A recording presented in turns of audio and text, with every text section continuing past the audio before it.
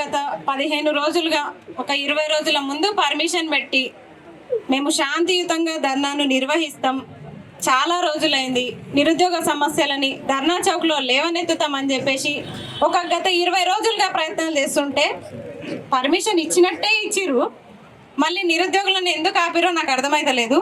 శాంతియుతంగానే చేసుకుంటామని చెప్పినాం కదా, మీకు స్టేట్మెంట్ కూడా నేను ఇచ్చిన తర్వాత కూడా మా నిరుద్యోగుల్ని ఎక్కడికక్కడ అరెస్టులు, ఎక్కడికక్కడ వాళ్ళని ఒక 4 కనిపిస్తే వాళ్ళని ఆపేసిరు.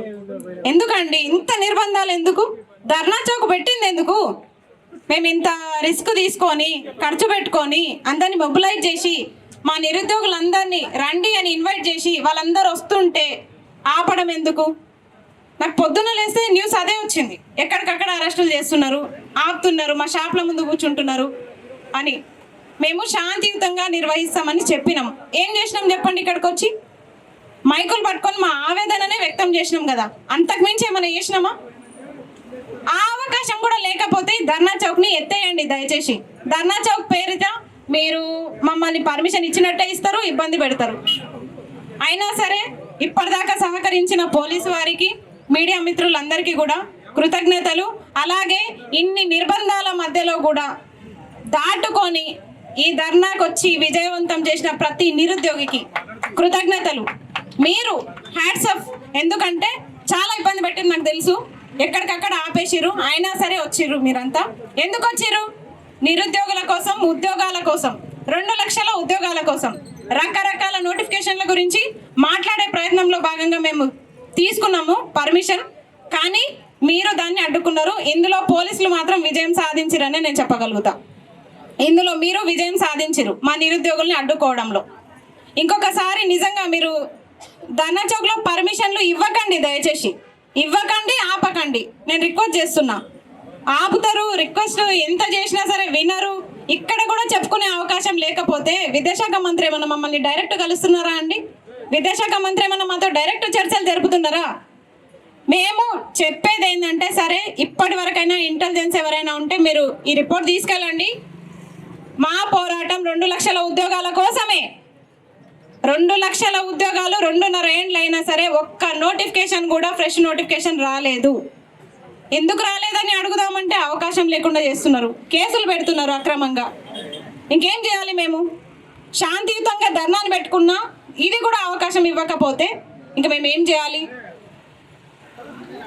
2 లక్షల ఉద్యోగాలు పోనీ మేనిఫెస్టోలో ప్రకటించిన ప్రకారం రాహుల్ గాంధీ గారు చిక్కడపల్లి లైబ్రరీకి వచ్చి చాయ్ తాగి మరీ చెప్పిన నోటిఫికేషన్లు ఎక్కడున్నాయి? మరి ఇక్కడ వికారాబాద్కి వస్తారు ఆయన. మళ్ళీ ఒక్కసారైనా తెలంగాణలో కాంగ్రెస్ గవర్నమెంట్ గెలిచిన తర్వాత మళ్ళీ నిరుద్యోగుల్ని కానీ స్టూడెంట్స్ని కానీ కలిసే ప్రయత్నం చేసిర్రా? తర్వాత సరే ఆయన బిజీ ఉన్నారు, ప్రధానమంత్రిని అవ్వడంలో బిజీ ఉన్నారు అనుకుందాం. సరే ఇక్కడ విద్యాశాఖ మంత్రిని అడుగుతున్నాం. ముఖ్యమంత్రి జోలికి మేము పోం, మాకు అవసరం కూడా లేదు. విద్యాశాఖ మంత్రిని అడుగుతున్నాము. విద్యాశాఖ మంత్రి గారు, మీరు నిజంగా మీకు చాలా చిత్తశుద్ధి ఉంది. మీరు చాలా నిరుపేదం నుంచి, మీరు చిన్న స్థాయి నుంచి ఈరోజు విద్యాశాఖ మంత్రిగా ముఖ్యమంత్రి స్థాయికి వెళ్ళిర్రు. మరి నిరుద్యోగుల కష్టాలు మీకు ఎందుకు పడతలేవు? ఒక స్టేట్మెంట్ ఇచ్చేసి నిరుద్యోగుల రుణం తీర్చుకున్నారు మీరు. 2 లక్షల ఉద్యోగాలు ఎక్కడున్నాయి? సరే మేమేమన్నా సరే ఇంకా నోటిఫికేషన్లు లేట్ అవుతాయా అంటే అది చెప్పరు. త్వరలో త్వరలో త్వరలో. ఏంది త్వరలో? నోటిఫికేషన్లు అడిగితే త్వరలో, ఏజ్ రిలాక్సేషన్ అడిగితే త్వరలో, ఏది అడిగినా త్వరలోనే. త్వరలో అనే మాట మీ డిక్షనరీలో ఎక్కడి నుంచి దొరికింది మీకు? ఈ త్వరలో అన్న పదానికి స్వస్తి పలకండి. మా నిరుద్యోగుల ఆవేదనని ఇప్పటికైనా గుర్తించండి. జూన్ 2కి డెడ్ లైన్ విధించినాం మేము. జూన్ 2కి ఎందుకు? మేము నిజంగా సంతోషంగా తెలంగాణ ఆవిర్భావ రాష్ట్ర దినోత్సవాన్ని జరుపుకోవాలా లేదా? ఒకటే చెప్పండి. ఆ రోజు కూడా తెలంగాణ రాష్ట్రాన్ని ఎందుకు తెచ్చుకున్నాం రా బాబు, ఈ తెచ్చుకొని పరిశాన్ ఎందుకు అనే విధంగా జరుపుకోవాలా? తెలంగాణ రాష్ట్రాన్ని తెచ్చుకున్నది ఎందుకు? నీళ్లు, నిధులు, నియామకాలు ఎక్కడున్నాయి? 30 లక్షల మంది నిరుద్యోగులకి సగమైన నియామకాలు ఇస్తున్నారా మీరు? సరే ఎన్ని ఇస్తున్నారు? 2 లక్షల ఉద్యోగాలు అన్నారు. పోనీ అవైనా ఇస్తున్నారా? ఏడాది లోపే 2 లక్షల ఉద్యోగాలు అన్నారు. ఏడాది బాయ్, 2వ ఏడాది బాయ్, 3వ ఏడాది కూడా వచ్చాయి. ఇంకెప్పుడు ఇస్తారు? మేము ఛాలెంజింగ్ అనే విద్యాశాఖ మంత్రిని కలుద్దాం అనుకొని మేము ప్రయత్నాలు చేస్తుంటే మీరు మాకు అవకాశం కూడా ఇవ్వట్లేదు. చిన్న పిల్లల్ని కలుస్తున్నారు, ఇంటర్మీడియట్ పిల్లల్ని కలుస్తున్నారు, గురుకుల పిల్లల్ని కొంతమందిని కలుస్తున్నారు. మరి నిరుద్యోగుల్ని కలవడానికి మీకు ఏమైతుంది, ఏం బాధ అవుతుంది? విద్యాశాఖ మంత్రి గారు, మీరు అనుకుంటున్నారేమో ఏమైతుందిలే, ఎలక్షన్ ముందు నోటిఫికేషన్ ఇద్దాం, ఆ తర్వాత ఏదైతే అది అవుతుంది అని. ఇంత గోస పెడుతున్నారు కదా మమ్మల్ని, మాకు చెప్పుకునే అవకాశం లేకుండా చేస్తున్నారు కదా. ఇంకా మిమ్మల్ని మీ ఆ కుర్చీలో కూర్చొని ఇస్తామా మేము? ఇంకా మళ్ళా విద్యాశాఖ మంత్రిగా, ముఖ్యమంత్రిగా ఉందామనుకుంటున్నారా మీరు? ఏమనుకుంటున్నారు అసలు? 2 లక్షల ఉద్యోగాలు 2 లక్షల ఉద్యోగాలు అని చెప్పేసి మమ్మల్ని మోసం చేసి ఈ రోజు ఒక్క నోటిఫికేషన్ కూడా ఇవ్వకుండా టీజీపీఎస్సీ ద్వారా ఒక 2000 పోస్టులకి నోటిఫికేషన్ ఇస్తామంటున్నారు. వయోపరిమితిని ఒక్క 1 ఇయర్ వ్యాలిడిటీ పెంచి ఇస్తారా? 1 ఇయర్. ఈ 1 ఇయర్లో మీరు నోటిఫికేషన్లు అన్ని రకాల నోటిఫికేషన్లు ఇస్తారా మీరు? మీ వల్ల అవుతుందా? చెప్పండి. ఫస్ట్ మీరు చెప్పాల్సిన మాట వ్యాలిడిటీ 1 ఇయర్ అని కాదు, ఈ 1 ఇయర్లో అన్ని రకాల నోటిఫికేషన్ ఇస్తామని మీరు చెప్పాలి కదా. లేకపోతే జూన్ 2లోగా అన్ని రకాల నోటిఫికేషన్లు ఇస్తామని చెప్పాలి కదా. మేము డెడ్ లైన్ ఏం విధిస్తున్నామంటే, ఇంకొకటి జీవోలు, ఓటీఆర్కి లాస్ట్ డేట్లు. అసలు ఓటీఆర్కి లాస్ట్ డేట్ ఎందుకండి? డిగ్రీ అయిపోయిన విద్యార్థులందరూ కూడా అప్లై చేసుకుంటారు, అప్డేట్ చేసుకుంటారు. ఓటీఆర్కి లాస్ట్ డేట్ ఎందుకు? ఇంకా జీవోలన్నీ అడ్డమైన జీవోలు. అసలు 46 GO, GO number 4, 108 GO, 29 GO, ఇట్లా ఈ జీవోలన్నీ నిరుద్యోగులకు హానిగా ఉన్నాయి, ఈ జీవోల వల్ల ఉద్యోగాలు కోల్పోతున్నాం అని చెప్తుంటే ఉన్న జీవోలు రద్దు చేయకుండా కొత్త జీవోలను పుట్టిస్తున్నారు మీరు. అసలు ఈ జీవోలన్నీ మాకు ప్రాబ్లం క్రియేట్ చేస్తున్నాయని చెప్తున్నాం కదా, వద్దని చెప్తున్నాం కదా. విద్యాశాఖ మంత్రి గారు, సరే మీ దగ్గర డబ్బులు లేకపోతే పరిపాలన చేసే విధానం ఇది కాదు. నిరుద్యోగుల దగ్గర ఫీజులు వసూలు చేయడం కాదు, నిరుద్యోగుల దగ్గర ఎక్కువ ఫీజులు వసూలు చేయడం కాదు, నిరుద్యోగుల దగ్గర ఫ్రీ ఎగ్జామ్స్ నిర్వహిస్తా, ఎలాంటి ఫీజులు తీసుకోకుండా నిర్వహిస్తా అని చెప్పిన మా ముఖ్యమంత్రి గారు ఇప్పుడు ఎక్కడున్నారు? ఆ మాట ఎట్లా తప్పుతున్నారు? ఒక్కొక్క ఫీజు ఒక్కొక్క ఎగ్జామ్ కి 1500, 1500కు మించే ఉంటది. ఎక్కడి నుంచి కట్టాలండి? ఎక్కడి నుంచి వస్తాయి డబ్బులు? రూమ్ రెంట్ 4000 కట్టాలి, నెలకొక ఎగ్జామ్, ఏదో ఒక ఎగ్జామ్ ఉంటుంది, టెట్ ఎగ్జామ్ ఉంటుంది, ఏదో ఒక ఎగ్జామ్ ఉంటుంది, ఆ ఎగ్జామ్లన్నీ ఫీజులు కట్టుకోవాలి. అంటే ప్రతి నెల విద్యార్థులకి ఆర్థిక భారం 10,000 పైన పడుతుంది. నిరుద్యోగ భృతి ఇవ్వలేదు, యువ వికాసం ఎటుపోయిందో తెలియదు. ఇవన్నీ నిరుద్యోగులకు మీరు ఇస్తా అన్న భరోసాలే కదా, ఎక్కడున్నాయి చెప్పండి? అందుకే మేము ఇక్కడ శాంతియుతంగా ప్రొటెస్ట్ చేద్దామని అనుకున్నాము, కానీ ఇందులో కూడా మీరే విజయం సాధించరు. ఇంకెక్కడ ఉద్యోగాలు ఇస్తారు? నిజంగా మీకు ఉద్యోగాలు ఇచ్చే ఉద్దేశం ఉందా లేదా? మాకు జూన్ 2లోగానే తెలియజేయాలి, లేకపోతే జూన్ 2 రాత్రి 12 గంటల వరకు చూస్తాం. ఒకవేళ జూన్ 2లోగా మీరు ఉద్యోగాలు ఇవ్వని పక్షంలో జూన్ 3 రోజు మీరు పరిణామాలు ఊహించలేరు. మరో తెలంగాణ ఉద్యమాన్ని తలపించే విధంగా మేము చేస్తాము. నిరుద్యోగ ధూమ్ధాంలు, నిరుద్యోగ రాస్తారోకోలు, నిరుద్యోగుల వంట వార్పులు అన్ని నిరుద్యోగుల పేరిట జరుగుతాయి.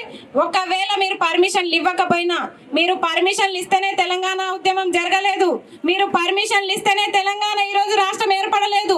మీరు పర్మిషన్లు ఇవ్వకపోయినా ఈ రోజు కూడా ఈ ఉద్యమాన్ని ఎవరు ఆపలేరు.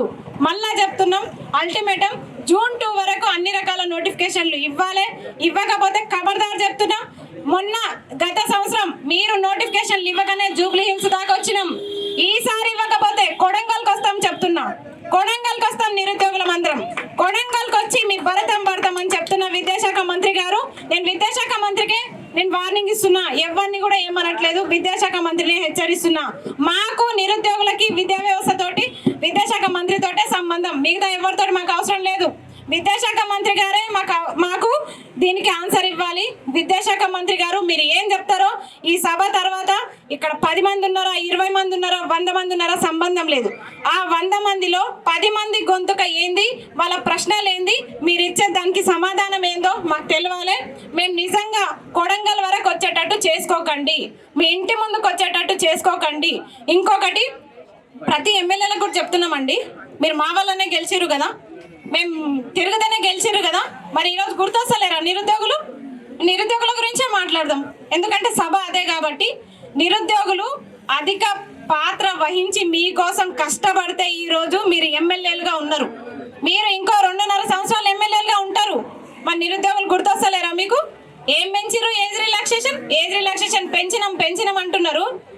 ఒకసారి ఆలోచించండి నిరుద్యోగులారా, 1 ఇయర్ పెంచిరా, 44 ఇయర్స్ పెంచిరా? 1 ఇయర్ వ్యాలిడిటీతో ఇచ్చిన ఆ జీవో, కొనసాగిస్తున్న జీవో 1 ఇయర్ పెంచినట్ట, 44 ఏండ్లు పెంచినట్ట? ఎవరి కోసం ఆ జీవో 1 ఇయర్ వ్యాలిడిటీ పెంచారు?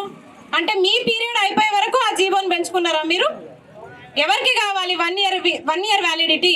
మీరు చెప్పినట్టు ప్రతి ఏటా ప్రతి సంవత్సరం 2 లక్షల ఉద్యోగాల నోటిఫికేషన్లు విడుదల చేసి మీరు 1 ఇయర్ ఇచ్చినా అసలు ఏజ్ రిలాక్సేషన్ ఇవ్వకపోయినా ఎవరం అడగం. 3 సంవత్సరాల నుంచి నోటిఫికేషన్ లేదు ఈ ప్రభుత్వం వచ్చిన తర్వాత, అయినా ఇవ్వట్లేదు ఎందుకని చెప్పేసి మేము అడుగుతుంటే పెంచుతాం త్వరలో ఏంది త్వరలో? విద్యాశాఖ మంత్రులకు మేము చెప్తున్నాము, ఇప్పటికైనా కళ్ళు తెరవండి. నిరుద్యోగులకు ఇచ్చిన హామీలను మీరు వెంటనే అమలు చేయండి. జూన్ 2 లోపు అన్ని రకాల ఉద్యోగ నోటిఫికేషన్లు విడుదల చేయాలి, అన్ని జీవోలని రద్దు చేయాలి, మెగా డిఎస్సి జంబో నోటిఫికేషన్ ఇవ్వాలి. పక్క రాష్ట్రాలు ఇస్తున్నాయి, మీకేం రోగం వచ్చింది? విద్యాశాఖ మంత్రి గారు కొంచెం నిద్రల నుంచి మేల్కొని అప్పుడు విద్యావ్యవస్థలో ఏం జరుగుతుందో తెలుసుకోండి. ఫస్ట్ ఊకే కొత్త జీవాలను పుట్టించడం కాదు, ఆ జీవాల వల్ల విద్యార్థులు ఎంత నష్టపోతున్నారో ఒక్కసారి తెలుసుకునే ప్రయత్నం చేయండి.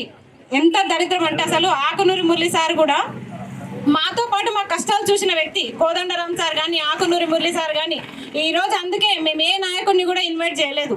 నిజంగా వాళ్ళకి ఏమన్నా తెలుసు కదా, సోషల్ మీడియాలో వైరల్ అయితేనే ఉన్నాయి 20 తారీఖు సభ ఉంది అని. ఒకవేళ నిజంగా మీకు అంత చిత్తశుద్ధి ఉంటే ఈ సభకు వచ్చి మీరు ఆన్సర్ ఇవ్వాలి కదా. విద్యాశాఖ మంత్రినే పిలుస్తున్నామని చెప్పినాం కదా, విద్యాశాఖ మంత్రులు ఎందుకు రాలేదు? మరి ఎందుకు రాలేదు? విద్యాశాఖ మంత్రులకి చిత్తశుద్ధి ఉంటే ఇప్పటికైనా సరే మా ముందుకు రావడానికి మీకు అంత భయంగా ఉంటే దయచేసి ఏదో ఒక ప్రెస్ మీట్ పెట్టి మీరు ఎప్పట్లోగా ఉద్యోగాలు ఇస్తారో ఉద్యోగ నోటిఫికేషన్లు ఇస్తారో తెలియజేయాలని చెప్పేసి ఈ సభా వేదికగా నేను తెలియజేస్తున్నా. ఒకవేళ ఇవ్వకపోతే మాత్రం జూన్ 3కి మాత్రం నిరుద్యోగుల అల్టిమేటం మేము ప్రకటిస్తున్నాము. జూన్ 3కి నిజంగా మీరు ఎక్స్పెక్ట్ చేయలేరు. విద్యాశాఖ మంత్రి ఇల్లు ముట్టడిస్తాం ఖచ్చితంగా. ఎట్లాగో నోటిఫికేషన్లు వస్తలేవు, ఎన్ని కేసులైనా పర్లేదు, ఇప్పటికే అయితే ఉన్నాయి, ఎన్ని కేసులైనా పర్లేదు, ఏం చేసినా పర్లేదు, ఎంతకైనా తెగిస్తాం, ఎంత దాకైనా పోతాం ఉద్యోగ నోటిఫికేషన్ల కోసం. మీ ఇంటినైతే ముట్టడిస్తామని చెప్తున్నాం, మీ కార్యాలయం అయితే ముట్టడిస్తాము. నిరుద్యోగుల తరపు నుంచి మేము హెచ్చరిస్తున్నాము. అలాగే ఇంత సభకి సహకరించిన ప్రతి నిరుద్యోగికి చిక్కడపల్లి, ఉస్మానియా యూనివర్సిటీ, దిల్సుఖ్ నగర్ నుంచి అలాగే వేరే జిల్లాల నుంచి వచ్చిన నిరుద్యోగులందరికీ కూడా ప్రత్యేక కృతజ్ఞతలు. అందరికీ కూడా ధన్యవాదాలు. మీడియా మిత్రులకి, పోలీసు వారికి కూడా ప్రత్యేకంగా కృతజ్ఞతలు.